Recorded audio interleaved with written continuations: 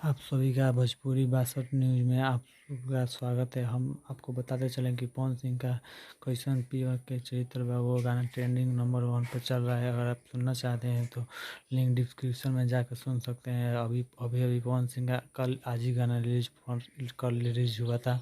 Trending number 1 पर चल रहा है। 30 लाख चल गया है, मतलब 3 मिलियन चल गया है गाना। आपके शादी का देखते हैं कि कौन गाना आता है कि उस टक्कर का आता है।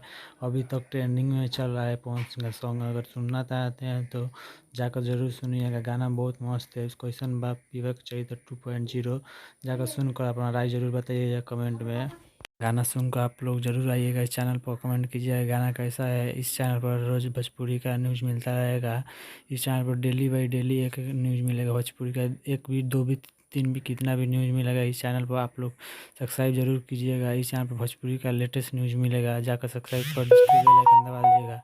अगर आप लोग इस चैनल पर नए हैं तो लाइक कमेंट सब्सक्राइब जरूर कीजिएगा, वीडियो को शेयर कर दीजिएगा। एक ही बात बार बार बोल रहा हूँ कि थोड़ा अभी वीडियो बनाने का स्टार्ट किया हूँ, इसलिए थोड़ा बोलने में तकलीफ हो रहा है। बाद में बोलने में ठीक हो जाऊंगा। जाकर आप लोग जरूर गाना सुनिएगा। कैसन विवेक का चरित्र गाना रिलीज हो गया है। खेसारी लाल का देखते हैं इस पर क्या रिएक्ट आता है। अभी एक नंबर ट्रेंडिंग नंबर 1 पर चल रहा है पवन सिंह का सॉन्ग। जाकर सुनकर अपना राय जरूर बताइए।